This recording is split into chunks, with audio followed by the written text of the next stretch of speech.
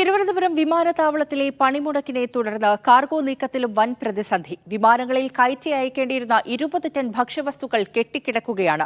പുലർച്ചെ എമിറേറ്റ്സ് വിമാനത്തിൽ മാത്രമാണ് കാർഗോ നീക്കം നടന്നത്. മാനേജ്മെന്റിന് നിഷേധാത്മക നിലപാടാണെന്ന് സമരം ചെയ്യുന്ന തൊഴിലാളികൾ പറയുന്നു. സമരം അവസാനിപ്പിച്ചാൽ മറ്റന്നാൾ ചർച്ചയാകാമെന്നാണ് എയർ ഇന്ത്യ സാറ്റ്സ് മാനേജ്മെന്റിന്റെ നിലപാട്. ഷിജോ കുര്യൻ ചേരുന്നുണ്ട്. ഷിജോ, എങ്ങനെയാണ് ഈ ഒരു പണിമുടക്ക് പുരോഗമിക്കുന്നത്? ഇതിൽ ഒരു സമവായ ചർച്ചയും ഇതിനോടകം നടന്നില്ലേ?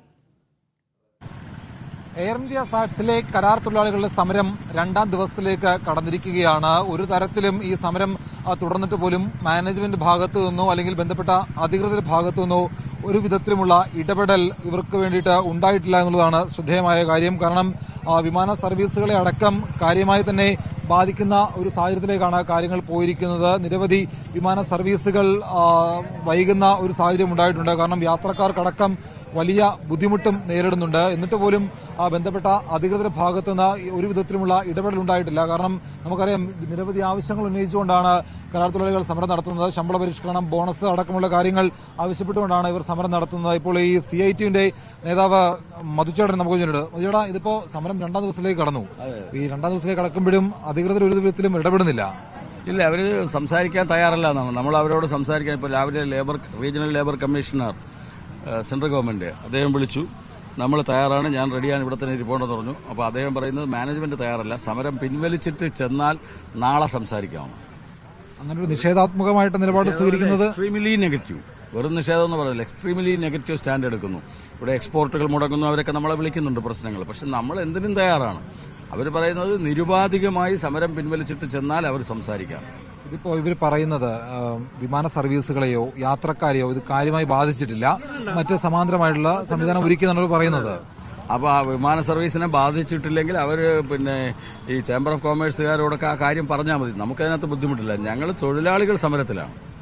തൊഴിലാളികൾ സമരത്തിലായിരിക്കുന്നത് യാത്രക്കാരെ ബുദ്ധിമുട്ടിക്കാനോ മറ്റൊന്നിനുമല്ല. അപ്പോൾ തൊഴിലാളികൾ അവർക്ക് ഇപ്പോൾ ചെയ്യാൻ പറ്റും. കാരണം അവരുടെ കീഴിൽ ഒരു അക്കാഡമി ഉണ്ട്. അത് കേരള സർക്കാരിന്റെ കീഴിലാണ് ഇതിന് പരിശീലനം കൊടുക്കുന്ന ഒരു സ്ഥാപനം. ആ പരിശീലനം കൊടുക്കുന്ന സ്ഥാപനത്തിലെ വിദ്യാർത്ഥികളെ ഉപയോഗിച്ചാണ് ചെയ്യുന്നത്. അത് ക്വാളിറ്റി വർക്കല്ല. അതൊക്കെ ഒരു താൽക്കാലിക സംഭവം നടക്കും.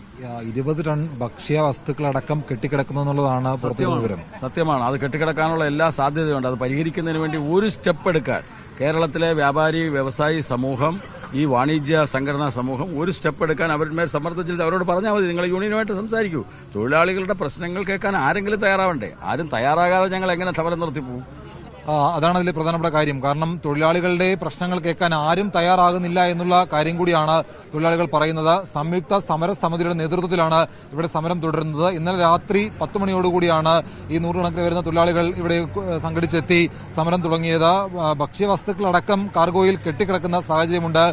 യാത്രക്കാർക്കടക്കം ബാഗേജ് ക്ലിയറൻസിന് വലിയ സമയമെടുക്കുന്ന സാഹചര്യമുണ്ട്. അപ്പോൾ അതിലടക്കമുള്ള കാര്യങ്ങൾ പരിഹരിക്കുന്നതിന് ഒരു ഇടപെടൽ മാനേജ്മെന്റ് ഭാഗത്ത് നിന്ന് തൊഴിലാളികൾക്ക് വേണ്ടിയിട്ട് ഉണ്ടാകുന്നില്ല എന്നുള്ളതാണ് എടുത്തു പറയേണ്ട മറ്റൊരു കാര്യം. എക്സ്ട്രീംലി നെഗറ്റീവ് എന്നുള്ള വാക്കാണ് തൊഴിലാളി നേതാക്കൾ പറയുന്നത്. കാരണം ഒരു വിധത്തിലും ഇവരെ കേൾക്കാൻ മാനേജ്മെന്റ് തയ്യാറാകുന്നില്ല. കാരണം സമരം അവസാനിപ്പിച്ച് വന്നാൽ മറ്റന്നാൾ ചർച്ച ചെയ്യാം എന്നുള്ള നിലപാട്, അങ്ങനെ ഒരു നിഷേധാത്മകമായിട്ടുള്ള നിലപാട് മാനേജ്മെന്റ് സ്വീകരിക്കുന്നു എന്നുള്ള കാര്യമാണ് ഇവർ പറയുന്നത്. കാരണം ഇവരുടെ ആവശ്യങ്ങൾ കേൾക്കാനോ അതിന് അനുഭാവപൂർവ്വമായിട്ടുള്ള നിലപാട് സ്വീകരിക്കാനോ എയർ ഇന്ത്യ സാറ്റ്സ് തയ്യാറാകുന്നില്ല എന്നുള്ള കാര്യം കൂടി ഇവർ പറയുന്നുണ്ട്.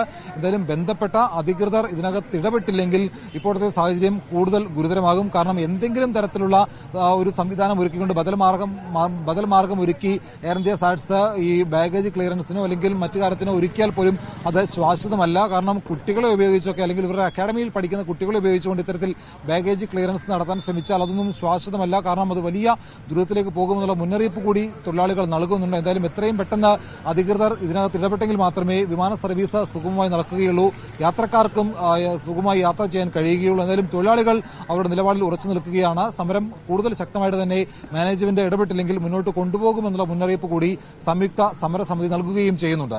തിരുവനന്തപുരം എയർപോർട്ടിൽ നിന്ന് സാദിഖ് പാറക്കലിനൊപ്പം ഷിജോ കുര്യൻ, മീഡിയ 1.